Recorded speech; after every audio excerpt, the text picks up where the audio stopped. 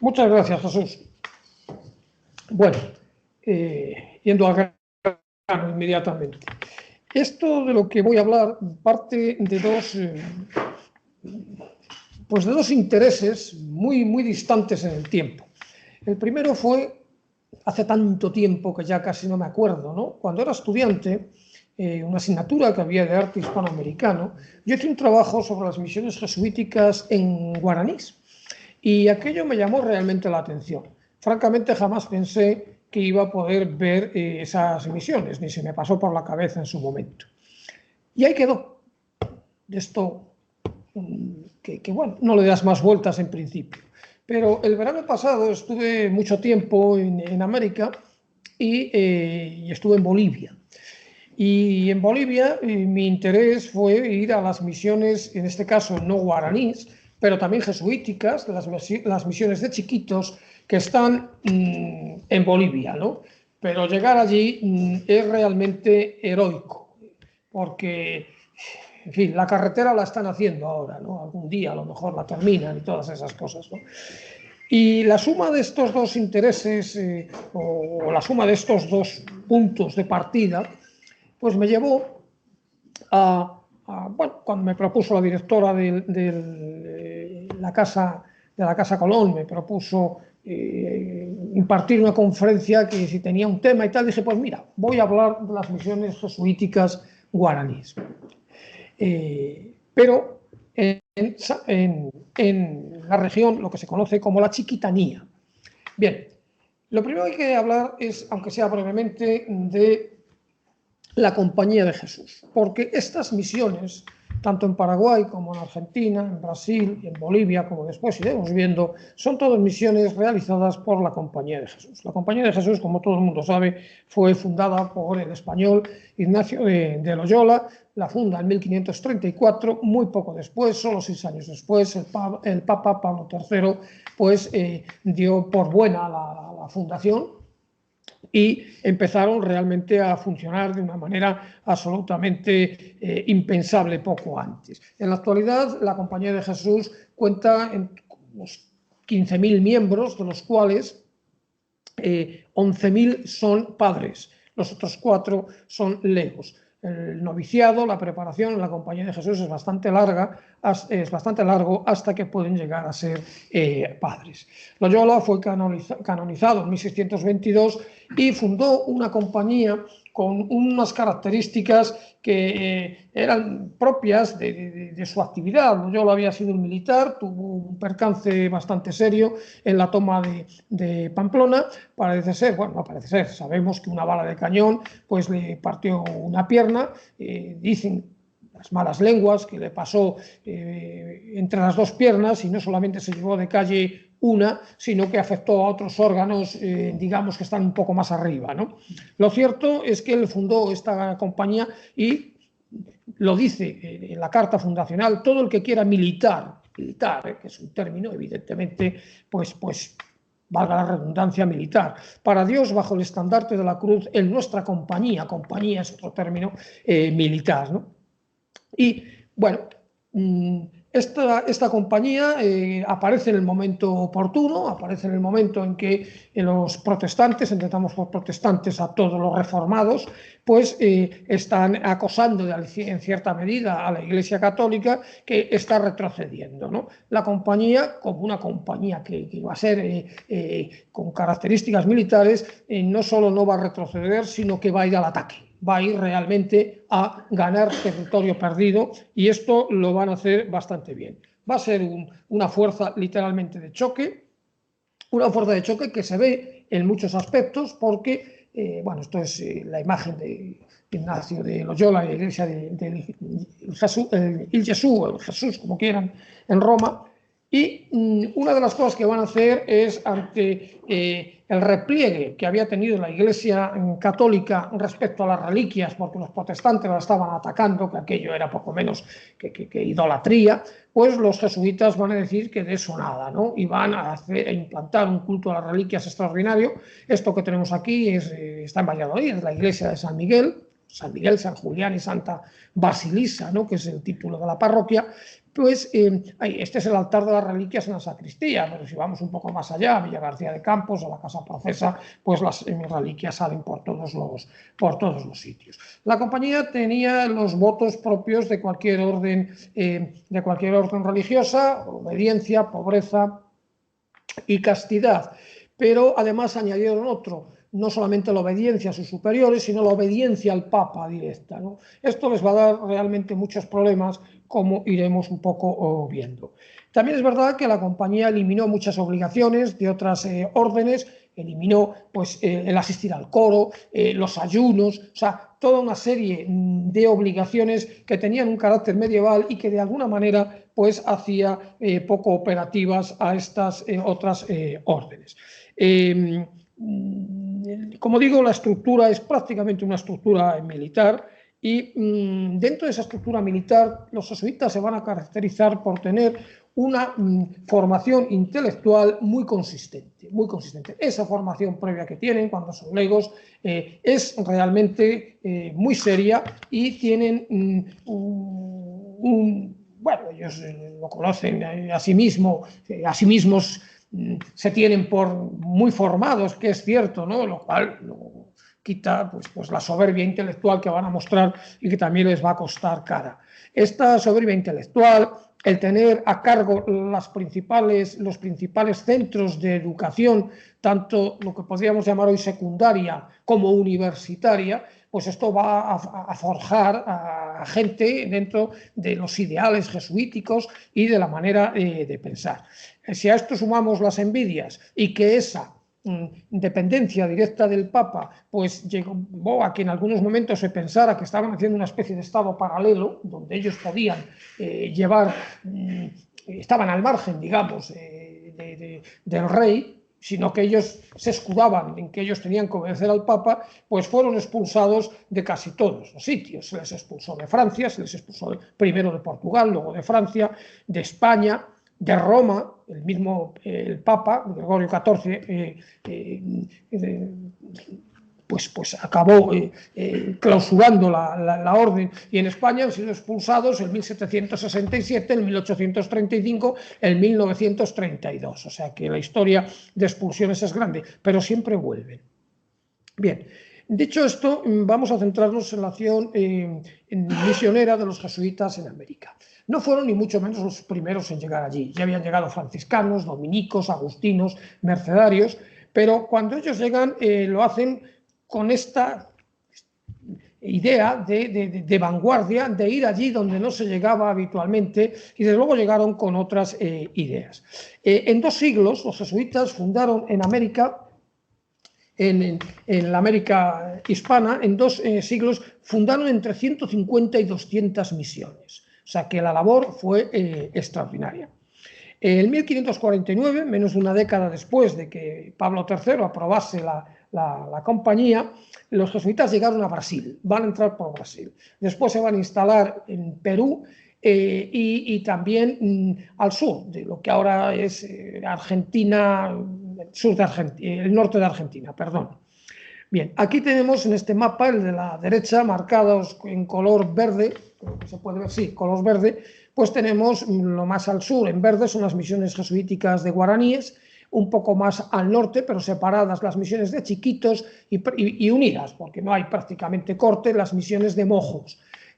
Hay más, como vemos, al norte, otras misiones, incluso al sur, en Buenos Aires, etcétera, ¿no? Pero las más importantes, desde un punto de vista artístico, son de estas que vamos a hablar ahora. Bien, como otras órdenes, se esforzaron en evangelizar a los nativos, ¿no? Pero van a apartarse del sistema habitual, que era el sistema de encomienda. El sistema de encomienda era que había una serie de indios que se dejaban a cargo de un encomendero que al final resulta que era poco menos que un tirano en muchos de los casos, que se aprovechaba de ellos, que malamente los daba de comer y los hacía trabajar hasta la extenuación cuando no la muerte, ¿no? Pero como había muchos no pasaba nada, si caía uno buscaban a otro, ¿no? Esto los jesuitas lo van a descartar de entrada. Bueno, este problema de la encomienda es la famosa controversia de Valladolid entre Ginés de Sepúlveda y Bartolomé de las Casas, ¿verdad? Hacia 1550. Pues bien, los jesuitas se van a esforzar en hacer las cosas de otra manera. Ellos saben, son conscientes de todos estos abusos que la misma reina católica ya conocía en su testamento en 1504. La reina va a decir que se traten a los indios, que no reciban agravio alguno en sus personas ni bienes, mas manden que sean bien y justamente tratados. ¿Cómo estaría ya el patio cuando en el testamento de la reina católica se ve obligada a decir todo esto? Las leyes de Burgos, que se han tratado en esta misma sala no hace demasiados años, pues exactamente incidieron en ello. Carlos V también incidió. Bueno, las órdenes son una detrás de otra diciendo prácticamente lo mismo, lo cual quiere decir que no se cumplía ninguna. América estaba muy lejos, los virreyes actuaban, campaban por sus respetos y evidentemente la justicia desde España pues llegaba tarde, mal y nunca, ¿no? Es lo que ocurría. Pues bien, los jesuitas, no obligaron a trabajar a los indígenas, como estaban haciendo los encomenderos, sino que van a actuar de una manera muy diferente. Porque la encomienda, además, no solamente era trabajo, es que suponía el desplazamiento de los pueblos, el romper la relación que tenían pues, con su entorno, muchas veces con la familia también, con lo cual esta gente pues, se veía absolutamente perdida. Y los jesuitas lo que van a hacer son las llamadas misiones o reducciones, como quieran llamarlas, da igual. En estas misiones o reducciones, los jesuitas plantean algunas cosas realmente interesantes. En primer lugar, van a aceptar a los caciques de los nativos. Van a aceptar a los caciques y buena parte de su cultura. Bueno, hay unos límites, claro, aquello que no entre en flagrante confrontación con el cristianismo, eso es intocable, la verdad revelada no se puede tocar, pero lo cierto es que todo lo que esté alrededor lo van a admitir. Esto va a llevar necesariamente a un sincretismo religioso grande, sincretismo que ahora mismo si vas por allí se palpa, ¿no? Porque adoran a la Virgen, pero adoran a la Pachamama, que es la diosa tierra, eso siguen haciéndolo así, ¿no? Y hacen ofrendas a la Pachamama, etcétera. En la actualidad sigue en este sentido lo mismo, ¿no? Les permitieron algunas costumbres, pero atacaron tremendamente la poligamia. Esta gente vivían todos juntos en una especie de chabola donde estaban ahí metidos todos y nos podemos imaginar, aquello sería pues, bueno, pues la bacanal diaria, ¿no? Algo así, ¿no? Esto lo prohíben los jesuitas hasta donde pudieron prohibirlo, ¿no? Y para ello hicieron esto que tenemos aquí. Esto es la misión de San Javier en Chiquitos. Son casas que se hacen, casas digamos unifamiliares, estos serían adosados o algo así. Son casas muy pequeñitas, porque estas casas, la vida no se hacía dentro de la casa. En estos sitios la temperatura, que estuve en el invierno austral, y bueno, allí todo lo que fuese más de una camisa te sobraba, claro está, ¿no? Ellos viven en la calle, hacen la vida fuera, pero las casas son un lugar pues, de recogida, de almacén, pero no donde se hace exactamente la vida como podríamos pensar en cualquier lugar en Europa. Los jesuitas abolieron la pena de muerte. Esto es algo muy vanguardista en la época. Pensemos que la pena de muerte todavía hay países que la tienen activa, ¿no? Y establecieron horarios de trabajo. Tenían que trabajar 6 días a la semana. El séptimo era el día pues, de la celebración, el día del Señor, el domingo, ¿verdad? Y los 6 días de trabajo, 3 trabajaban para la comunidad y 3 trabajaban para ellos mismos. Con lo cual llegaban a tener excedentes, podían intercambiar esos excedentes y mejorar su nivel de vida. Había un corregidor nombrado por la corona y un cabildo electo que representaba a los diferentes clanes formado por 12 miembros. Y no se permitía la entrada de europeos. Solo podía estar un europeo como máximo 3 días y fuera. ¿Por qué? Pues para evitar de todo, ¿no? Lo que podamos pensar y más. Entonces no se permitía. O sea, el sistema es muy novedoso y el resultado fue asombroso, realmente asombroso. Los nativos aceptaron este sistema que veían como propio, no veían algo extraño a su forma de vida Y muy pronto los jesuitas se van a dar cuenta de la capacidad que tienen estos pueblos para la artesanía en general, ¿no? Y más tarde incluso para la música. Llegaremos a ello. En la época en que Portugal y España estuvieron bajo la misma corona, 1580, 1640, pues se dictaron también leyes para que no pudiesen ser capturados, porque sobre todo desde la parte de Brasil los bandeirantes pues hacían realmente estragos en esta población, eran cazadores de esclavos, o sea, sin ningún tipo de problema. Y como también veremos ahora en un plano, pues nos daremos cuenta de lo cerca que se está de Brasil, ¿no? Y se entraba con mucha facilidad a hacer pues acopio de esclavos. Esta es la provincia jesuítica del Paraguay, en un mapa que conservamos de 1732, se conserva en Washington, y ahí se ve un gran río que sube de manera vertical hasta un momento que hace un giro de 90 grados, es el río Paraná.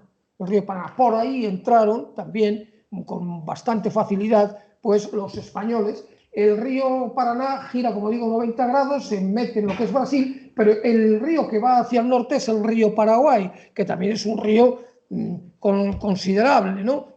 Claro, allí todo es exagerado, ¿no? Aquí ahora que estamos con lluvia todos los días y hay algún río que se desborda, hay que ver cómo llueve allí, ¿verdad? O sea, eso, si es que llueve de arriba abajo y de abajo arriba, yo no sé, es una cosa increíble, ¿no? Dura poco, pero lo suficiente para que aquellos, bueno, pues claro, luego la vegetación es lo que es.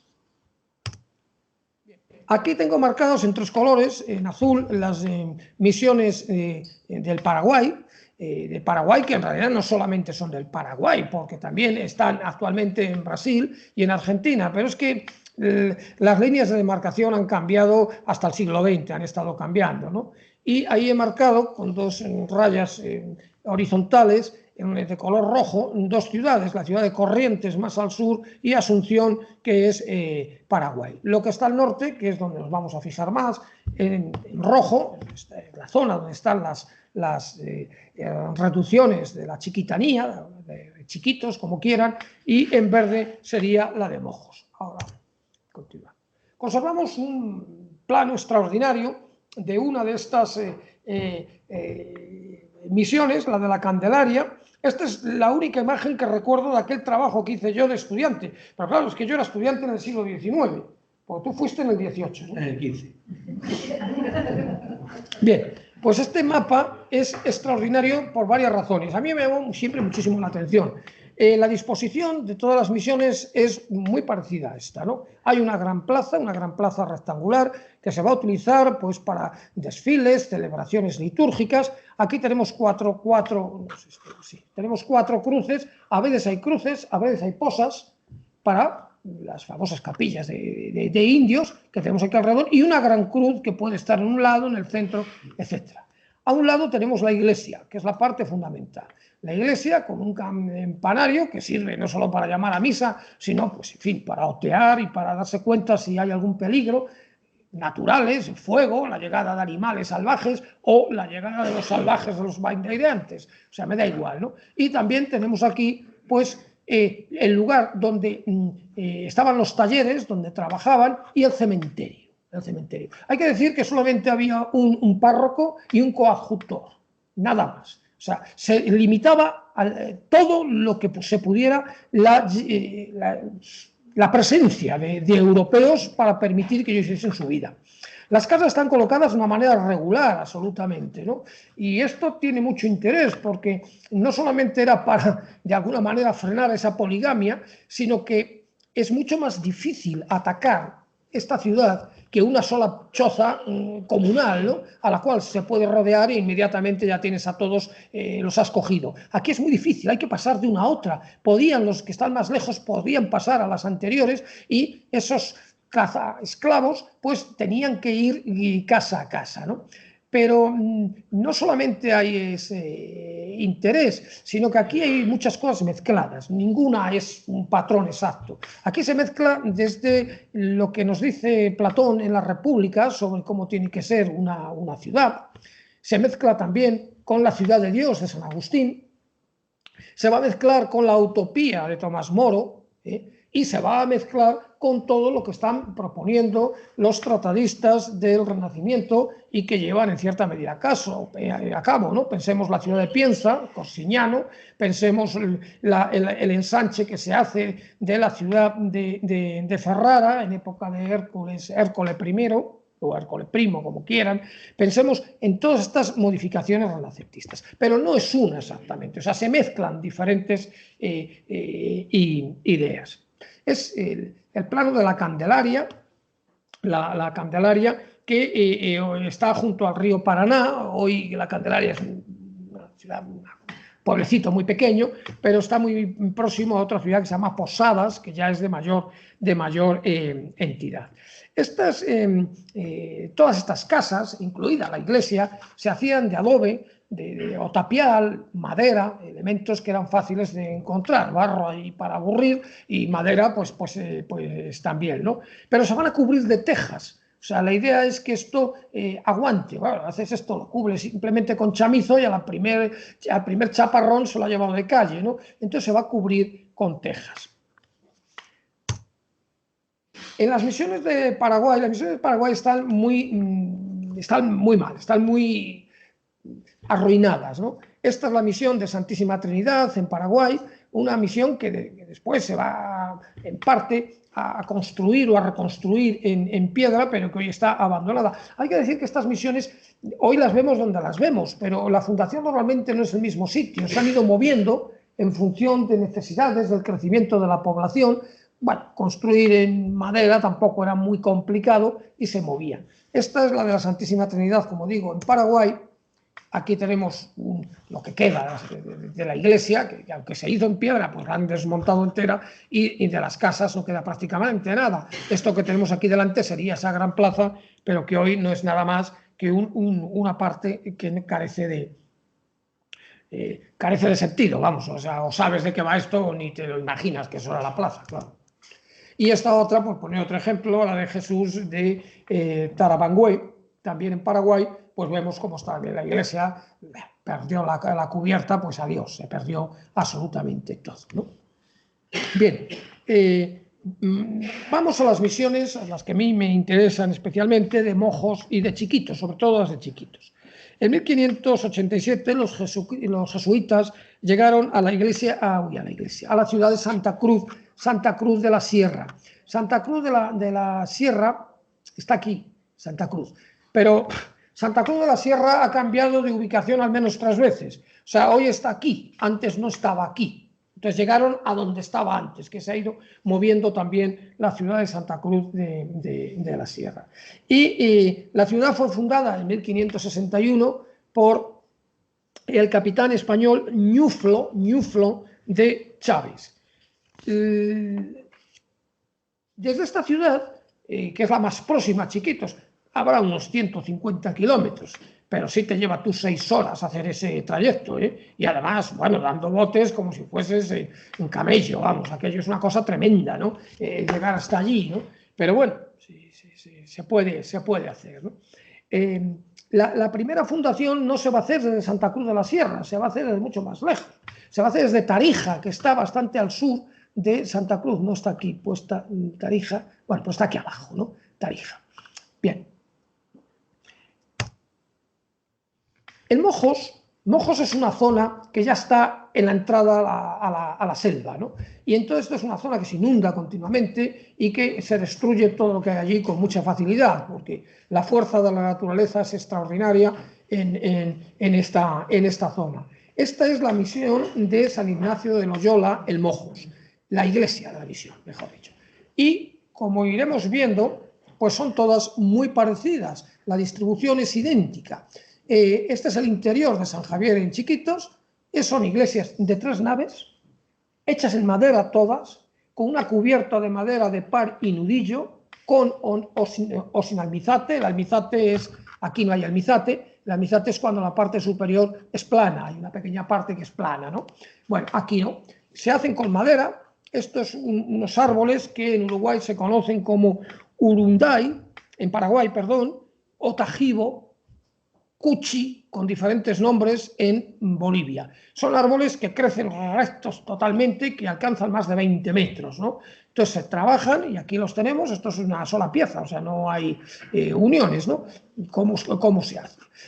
Y la forma de construir en todas es exactamente igual. Se hace esta estructura como si fuese una especie de cobertizo, sin paredes, sin nada. Y después se van a colocar las paredes que se hacen en adobe o en tapial. Es decir, estos muros no soportan la estructura. Podríamos tirar los muros y no se caía la iglesia, porque la iglesia, como digo, funciona como una especie de chamizo. Esto también tiene sus limitaciones, e incluso la decoración pues se va a llevar fundamentalmente a lo que es el frontal de la iglesia, lo que es la fachada de los pies, porque el resto continuamente había que estar también revocándolo.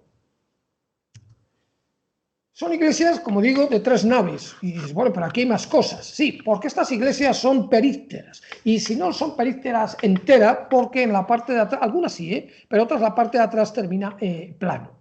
Lo que acabamos de ver, el tejado, sale de esos muros y llega hasta estos otros pies derechos de madera exteriores, de manera que se convierte esto en un lugar para resguardarse de esas lluvias tremendas, de un sol que para qué quieres más, o sea, allí todo es exagerado, ¿no? Y la forma es una forma bastante simple, con la sacristía siempre en la cabecera, porque no te permite, al ser un templo períptero, no te permite tenerla a los pies, con lo cual los jesuitas están incumpliendo una de las máximas que se impone en la Reforma, y es que las sacristías tienen que estar a los pies para que el sacerdote, cuando sale de la sacristía, sea visto en ese recorrer. Si la sacristía estuviese aquí, el sacerdote va a recorrer toda la nave hasta que llega al presbiterio, pero aquí no la pueden tener, dada la forma que tienen las iglesias.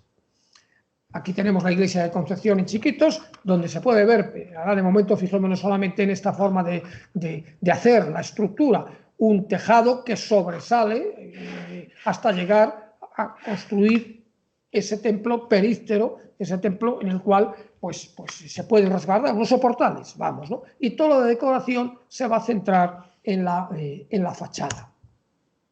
Aquí tenemos uno de esos laterales, también con soportes de madera, y el otro de los laterales, en este caso en San Javier, y esta es la forma de construir. Estos son detalles, como se puede ver aquí, es una estructura de madera bastante simple, literalmente atada, y después pues a tapial o adobe, ¿no? En este caso tapial.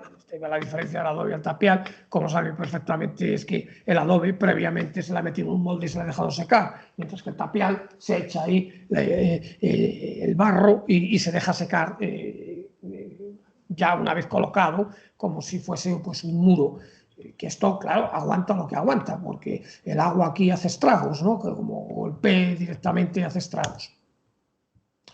Este mismo sistema de tener una cubierta que sobrepasa lo que es los muros, lo encontramos en las casas. Estos son las casas en San Javier, en Chiquitos, en una de las misiones, pero da igual, en todas vamos a encontrar lo mismo, ¿no? Porque, como he dicho antes, pues aquí es donde se hace realmente la vida, bajo los soportales. Tampoco esto tiene que extrañarnos demasiado, porque esto es muy mediterráneo, ¿verdad?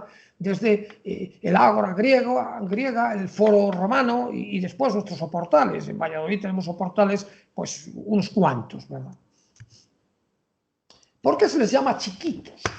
Bueno, según el padre Juan Patricio Fernández, en su relación historial de las misiones de los indios que llaman chiquitos, dice lo que vemos aquí. Las casas no son nada más que unas cabañas de paja dentro de los bosques, una junto a otra sin algún orden o distinción, y la puerta es tan baja que solo se puede entrar a gatas, causa por lo que los españoles le dieron el nombre de chiquitos.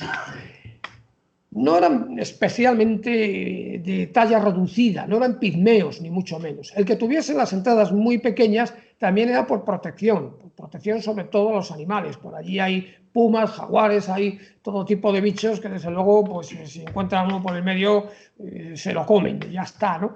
Entonces, esto es lo que se ha pensado siempre. Pero actualmente, pues esto se pone un poco en solfa.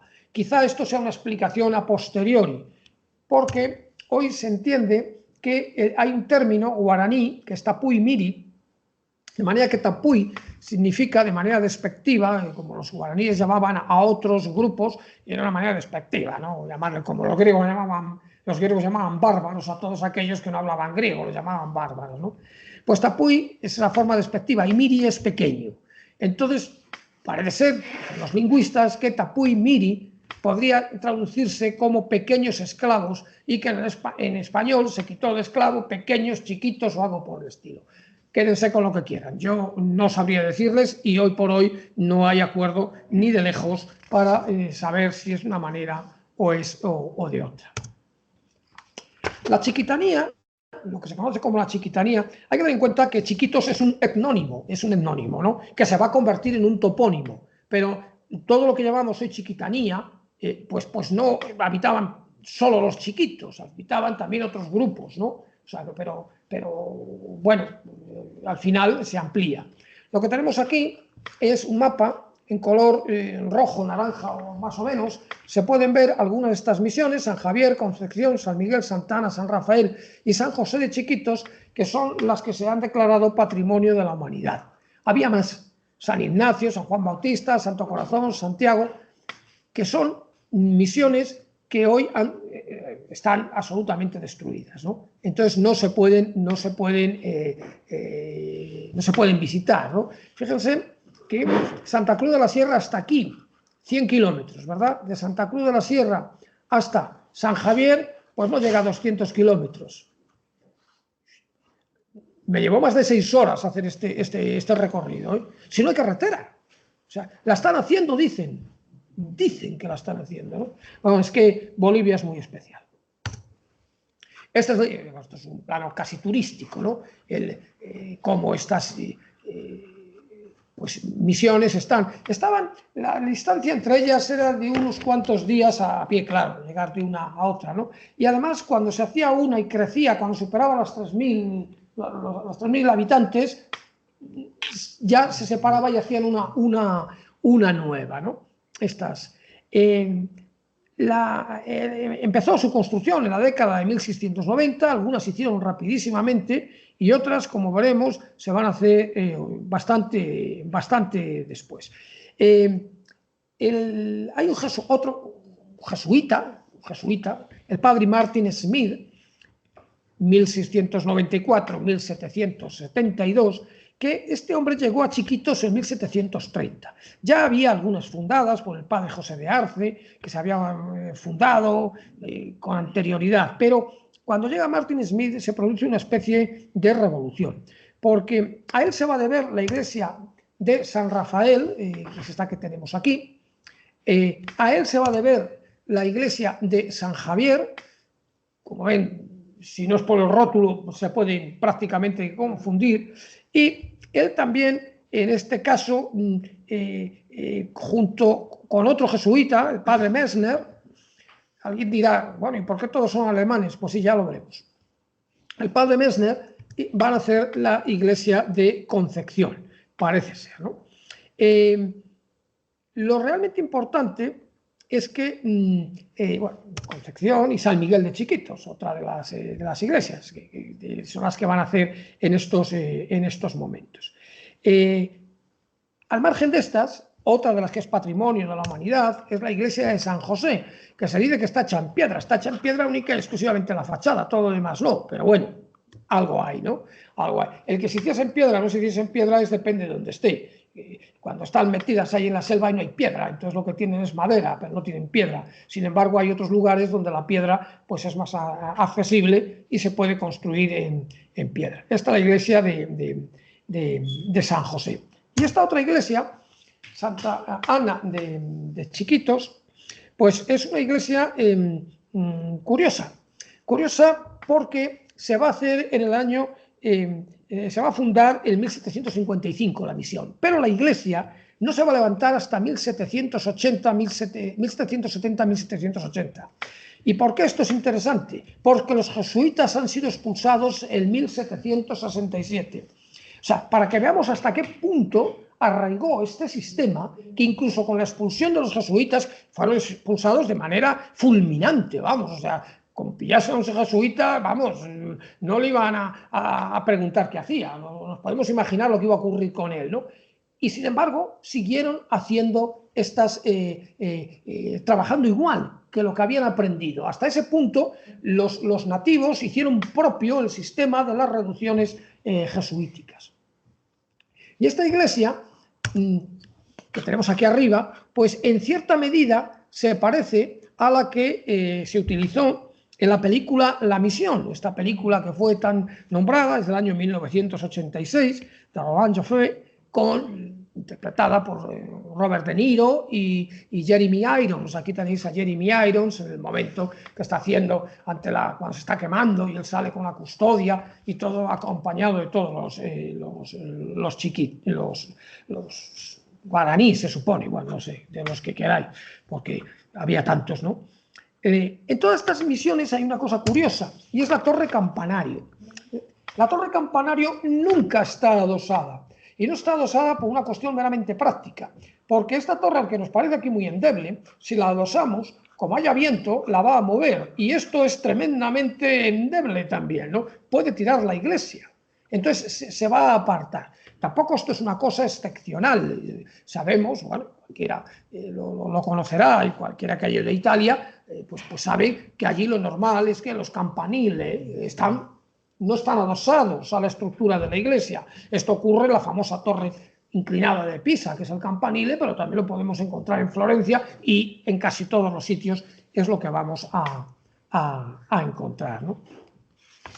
Bien, el padre Martin Smith tenía la convicción de que había que dar un paso más, no solamente construir iglesias, la reducción, eso ya estaba estructurado, y había que dar un paso más. Había que aumentar la cultura de toda esta gente, que nos podemos imaginar. Hay que tener en cuenta que hasta el año 1952 no llega la educación obligatoria a esta zona, ¿eh? O sea, fijémonos, porque esto está apartado de cualquier sitio, vamos, o sea, que no lo hacían, ¿qué educación iban a tener? El padre Martin Smith desde Potosí está bastante alejado de Santa Cruz de la Sierra, pues desde Potosí cargó con un órgano portátil desmontado y previamente estuvo aprendiendo cómo montar aquello, cómo afinarlo, cómo arreglarlo, y con eso se fue a las misiones de Chiquitos e introdujo la música. Y además se llevó algo que hasta hace muy poco no hemos sabido, y es un número muy elevado de partituras de otro jesuita, un jesuita que había sido maestro de capilla en el Jesús, en Roma, que estuvo en Sevilla, estuvo en España, y aquí empezó el noviciado y se marchó a América. Y en América estuvo en Córdoba, Argentina, donde no llegó a ser nunca padre jesuita porque no había obispo, estaba la sede vacante y no lo pudo ordenar, ¿no? Y porque se murió, evidentemente, cuando estaba en ello. Pero este jesuita, Domenico Zipoli, murió en 1726, pues este hombre nos ha dejado toda una serie de partituras, entre ellas 2 misas, 2 salmos, 4 himnos, 5 antífonas y más obras, ¿no? Y todo esto se lo acaba llevando el padre Martin Smith a estas misiones de Chiquitos.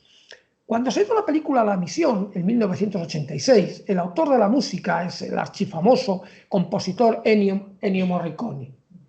Y Ennio Morricone se preocupó y se puso en contacto con la zona guaraní y en Córdoba, que es la ciudad más importante próxima. Entonces se puso en contacto para ver si había algún tipo de música de la época. Y le dijeron que no, vamos, no hay nada. Porque en aquel momento ya se habían descubierto más de 5.000 hojas con partituras, pero no las había estudiado nadie, se van a estudiar después. La música de La Misión fue la imaginación de Ennio Morricone, porque no tuvo, de haber tenido esto otro, vamos, no sé qué habría hecho, porque lo que hay actualmente es realmente importante. Tanto, fijémonos, esto es San Javier, Concepción, San Ignacio, aquí hay un pueblecito, Uribichá, que está a mitad de camino entre Chiquitos y Mojos. que es esa otra parte donde está prácticamente todo destruido, como he dicho, porque ahí los ríos y el crecimiento de la vegetación se lleva de calle todo, como lo abandones 3 días, no queda nada, ¿no?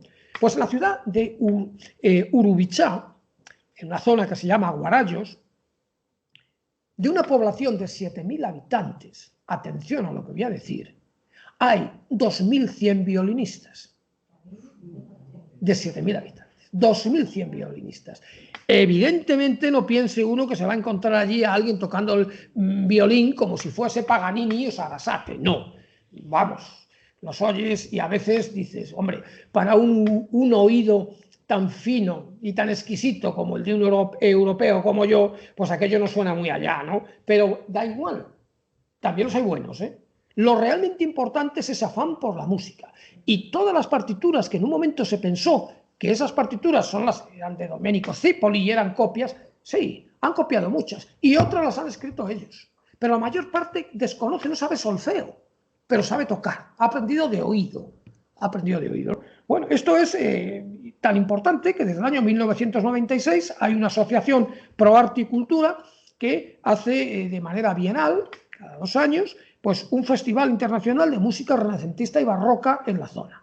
Hoy todas esas partituras se conservan en el Museo de Concepción, de la misión que ahora vamos a hablar. ¿Qué pasó en la Chiquitanía después? Si los jesuitas tuvieron 75 años, ¿qué pasa después? Pues como he dicho antes, se siguen haciendo las cosas y lo que fue la independencia de Bolivia tampoco supuso ningún cambio. Los cambios van a venir después, cuando hay intereses en el siglo XIX otra vez por volver a, en cierta medida, esclavizar a los indios y que trabajen pues, por un plato de sopa y ya está, ¿no?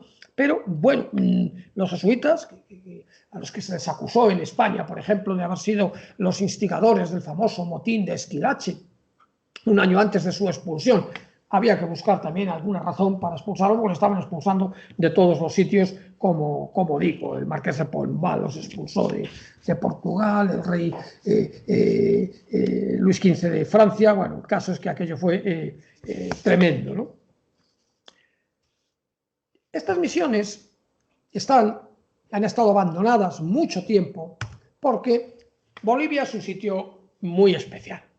Toda la línea roja que vemos ahí, eso es Bolivia en la independencia. Pero este país, los argentinos, no sé si habrá aquí algún boliviano o algún argentino, pero en ambos casos seguro que me lo pueden corroborar, dicen con muy mala baba, cuando hablan, se compran un automóvil muy rápido que tiene, dicen este carro, dicen ellos, tiene más revoluciones que Bolivia. Hay un momento al finalizar el siglo XX que Bolivia había tenido más golpes de Estado que años de independencia. Esto es tremendo, ¿verdad? Y este color rojo que tenemos, todo esto, es lo que era Bolivia, que fue perdiendo. Lo azul lo pierde con Brasil. Esta otra parte morada la vuelve a perder años después también a favor de Brasil.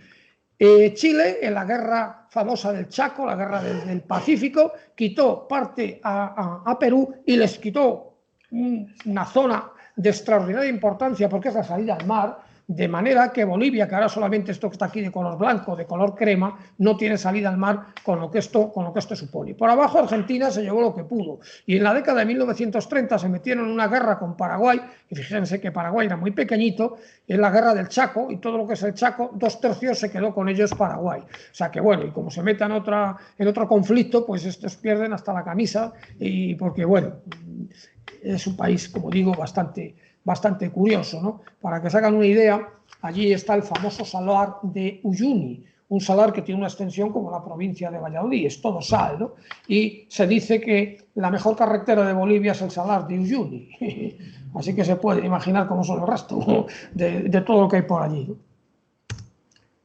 Bien, pero aquí ocurre una cosa, volvamos un momento por favor a lo anterior, fíjense toda esta zona que es Brasil. Y aquí está Sucre, más arriba Santa Cruz de la Sierra. De la Sierra no hay sierra, Santa Cruz es un llano absoluto, pero bueno, como estuvo antes en otro sitio, o en otros sitios, se cambió varias veces, y estas misiones están muy cerca de Brasil. En la década de 1940 hay un boliviano, don Plácido Molina Barberi, que va a ser comisionado por el gobierno de Bolivia para fijar los límites de una manera definitiva con Brasil, que Brasil seguía o quería seguir expandiéndose, ¿no? Y como estas misiones estaban muy cerca, él vio aquello, volvió con una cámara prestada y sacó fotografías a los edificios cómo se encontraban. Esta es la misión de San Ignacio, en Chiquitos, tal cual la vio Plácido Molina Barberí hacia 1945. Hoy está totalmente destruida. Esto es una reconstrucción que hicieron José de Mesa y Teresa Gisbert. Y este es el interior, las fotografías son malísimas, pero son las que hizo, ¿no? Y que se conservan estas fotografías porque de la misión fue totalmente, como digo, destruida.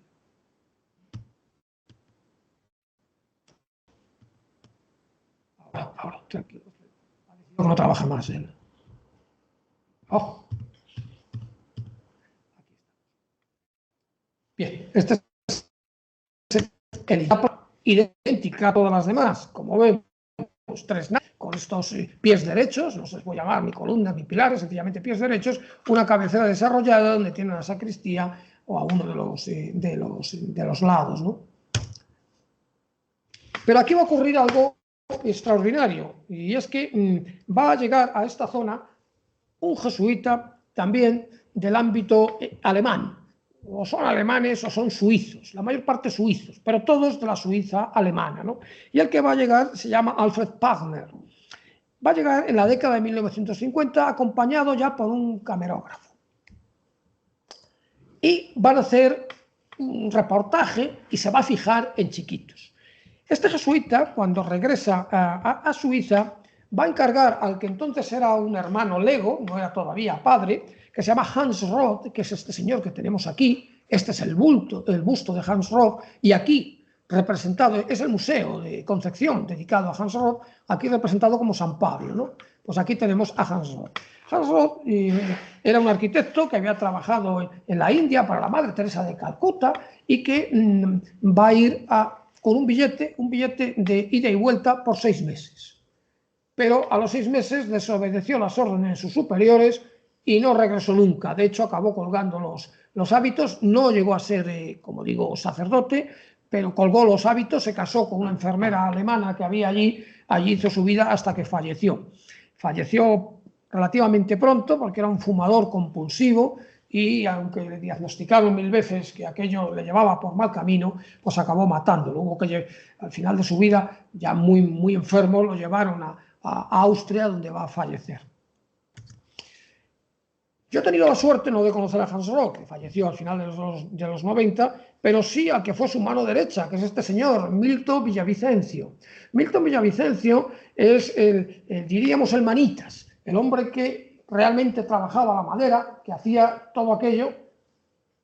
Sí, falta todavía. Y aquí tenemos a este hombre con el que he estado allí y bueno, pues me explicó todo con unas ganas extraordinarias y te das cuenta de la importancia que tuvo aquello.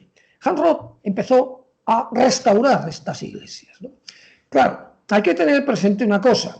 La restauración fue muchas veces literalmente reconstrucción a su modo de ver. Además se hizo muy deprisa, no hizo ninguna memoria de cómo estaban, no guardó restos históricos, digámoslo así, salvo en una misión, la de San Javier. Esta es como estaba la iglesia de San Rafael, por Molina Barberí, en 1945. Esto es como estaba cuando fue a restaurar Hans Roth. Y esto es el proceso de restauración, levantando las...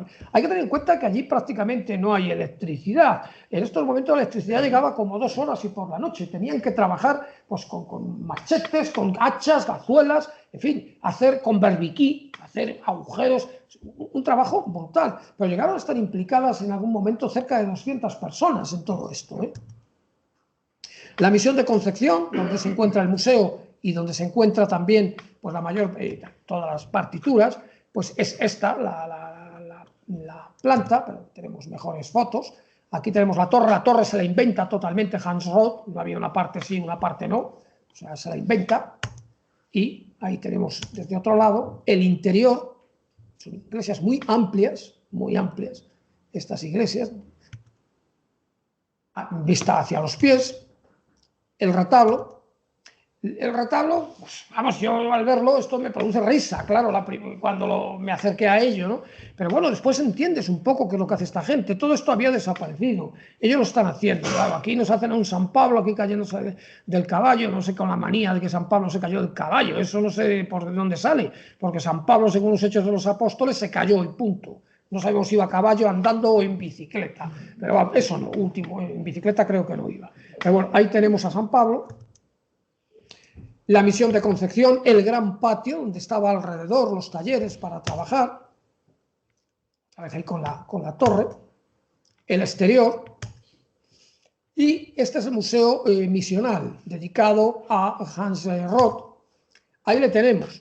Fíjense que tiene un gesto, pues en fin, de estos que se dice a los niños, hombre, ¿qué haces, no?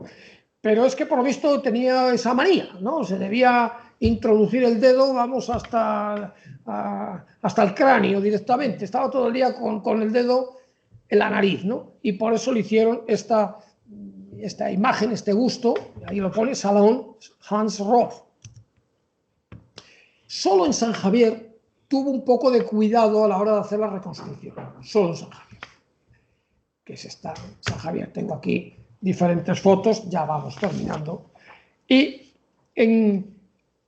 aquí tuvo un cierto cuidado en recobrar lo que había, ¿no? Y de hecho se ve, este es el conjunto misional, la iglesia, el patio, las diferentes dependencias, es el patio visto, el interior, que podría ser perfectamente la iglesia de Concepción, pero se conservaron algunas cosas. Por ejemplo, esta imagen es una imagen preciosa, es una virgen preciosa, claro, no piense nadie, bueno, es que eso en Europa sí, ya sé que no es Bernini, pero es igual, es una obra extraordinaria, y fíjense qué detalle tiene esta imagen, o sea, que en otros sitios no se ha conservado absolutamente nada, arrasaron con todo, ¿no? Pero aquí, pues lo hemos podido, se ha podido recuperar. El retablo no, se ha hecho totalmente nuevo. Ahí tenemos pues algún detalle, ¿verdad? Pues ahí San Pedro, no se sabe, uno se lo están crucificando, se está cayendo directamente del panel, pues bueno, está hecho pues como está hecho, ¿no? Pero insisto que toda esta recuperación, es muy curioso la recuperación, porque por más que él se saltó todo la vida y por haber, Hans Roth, hay un informe de un arquitecto español que hizo todo elogios. El informe lo envió la ONU y vamos, el informe, el arquitecto español fue enviado por la ONU y el informe que hizo fueron todos elogios. Se hizo otro informe por parte de otro arquitecto español que le encargó el gobierno de Bolivia, pero no se lo pagó y el informe ha desaparecido. No tenemos la menor idea porque no se lo pagó el informe, ¿no? Y hay otro jesuita que bueno, pues ha sido bastante crítico con todo esto, pero que trabajó con Roth. Ahora, si no llega a haber sido por Hans Roth, no queda nada, ¿eh? Eso no démoslo por hecho que esto habría desaparecido, porque ¿quién va a ir a Chiquitos? ¿Quién va a ir allí? No sé, yo cuando estaba allí decía, ¿qué hago yo aquí? Bueno, ahí tenemos la sacristía que está, como digo, siempre en la cabecera, en San Javier, el exterior, son todas iguales. Pongo diferentes fotografías, hombre, he ido eligiendo algunas que me parecían más representativas, pero son todas exactamente iguales. La parte de atrás, en este caso, es períptero, incluso por detrás, aunque después han levantado aquí una tapia y bueno, han hecho cosas de este tipo. Y esto es ese gran patio, esa esplanada que tienen delante, donde celebran pues sus diferentes ritos y que en su momento pues será para celebraciones religiosas sin más, ¿no? Con la cruz, siempre está ahí la cruz, siempre está presidiendo la cruz, y para terminar, pues la cruz y yo. Pero vamos, nada más. Muchas gracias.